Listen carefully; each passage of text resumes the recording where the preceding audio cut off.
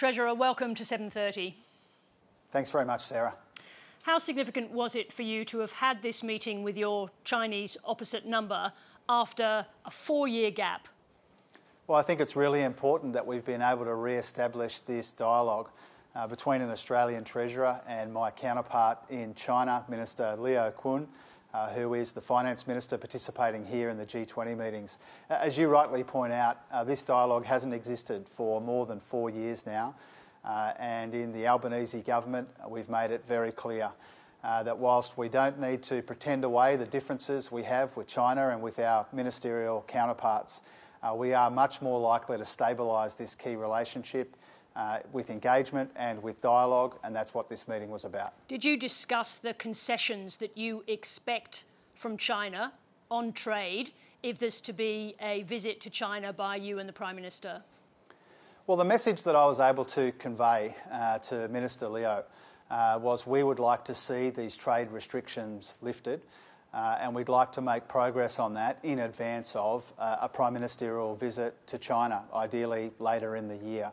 I also raised, of course, the consular issues that we have when it comes to Chonglei and Yangjun. I raised our concerns with the pace of those cases and indicated again, as other ministers have, that we would like to see those cases resolved so that those two Australians can be with their loved ones again. I'll come back briefly to the issue of Chonglei in a moment. I just want to be clear about the issue of tariffs.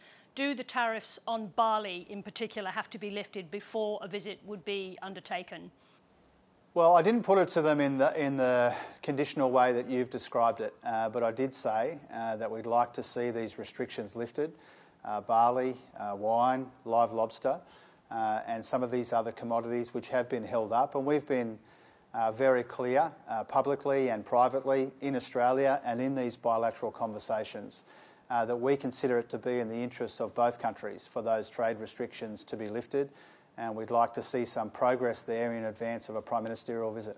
We know a little about what you said. I now want to know what Liu Kun said to you. Did he give you any reason to believe China would lift the tariffs?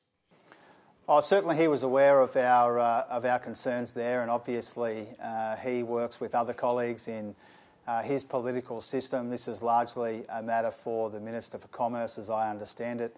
But he has an interest in it. He's obviously aware of our concerns, and I was able to put them to him directly. I don't want to put words in his mouth. Obviously, there was a relatively long private discussion between two ministers, but I'm certainly happy to share that I relayed our very firm interests here. He was aware of it, and he undertook to speak with his ministerial colleagues about it. Let me just ask you a simple question. We said before it had been 4 years. Does he speak English, by the way? Is this a conversation taking place in English or through translators? No, today's conversation was via interpreters. He participated in Mandarin and me in English, but it was a very, by the standards of these sorts of conversations, it was quite a free-flowing conversation. It was certainly a friendly conversation. And I think one piece of evidence of that is we talked about our role in making sure that this relationship is managed in a pragmatic way. You know, pragmatism was part of the conversation. And what I mean by that is recognising that we have differences, understanding that there's a good way and a bad way to advance our interests when it comes to those differences, but overwhelmingly this is a relationship, a trading relationship and an economic relationship that serves Australia very well. I believe it serves both countries very well. And so the overwhelming tenor of the conversation was a friendly, constructive conversation between two countries who are very important to each other. China's latest growth figures are down to 0.8%. What will the consequences be for Australia if this decline in our biggest trading partner continues? Oh, well, certainly the last few pieces of data out of China have been relatively soft by their standards. And we did take the opportunity to discuss the macroeconomy in China and in Australia and the US and around the world and give each other our assessment of the risks to the global outlook and what that means for both of our countries. The Chinese have obviously got a different set of circumstances, a different set of challenges, and we were able to engage on that. From a personal point of view, from an Australian point of view, this is something We're monitoring very closely in the Chinese economy. There's no use pretending otherwise. If the Chinese indicators are weak, if they're softer than we anticipate, obviously that has implications and consequences for us, and so we're monitoring that very closely. I just want to go back to the issue of Cheng-Lei just for a moment.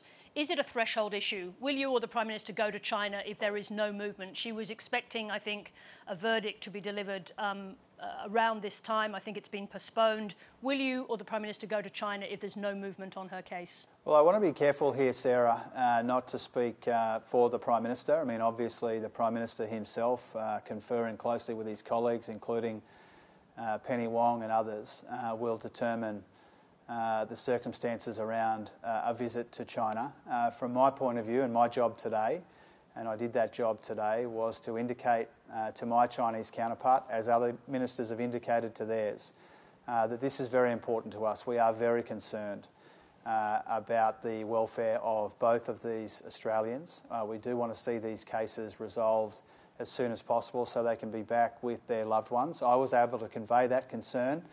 I don't want to preempt considerations that the Prime Minister, on the advice of other ministers, may take in the future. But certainly I was able to relay our concern. I was able to deliver that message, and I think that's important. Now, you're travelling with the outgoing Reserve Bank Governor Phil Lowe. He's delivered a strong critique of successive governments over failures to lift productivity in Australia. Are you in danger of failing on productivity in the same way that previous governments did? Well, unfortunately, our economy has been failing on productivity for a long time now. The decade to 2020 was the weakest for productivity growth in 60 years, and that should be a concern to all of us. And the remarks that Governor Lowe made are consistent with remarks that he's made in the past, and they were consistent with some of the contribution that I made immediately before him. You know, what we need to be able to do is to recognise our primary near-term fight is this fight against inflation, but at the same time we need to be doing what we can to make our economy more productive, and the economies of the world need to turn around this productivity malaise that we've seen for too long. But after a year in government, isn't he issuing a rebuke to you as well as previous governments?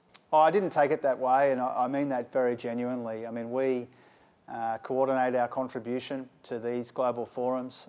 We represent Australian interests in a coordinated way, and we make a contribution to the global conversation about how we take our economies forward. I spoke immediately before Governor Lowe about the same issues, you know, and I talked about how Australia is a world leader when it comes to doing two things at once. You know, we are providing cost of living relief without adding to inflation at the same time as we're repairing our budget. We're a world leader on that front, and in the same spirit we need to be able to deal with inflation at the same time as we invest in productivity.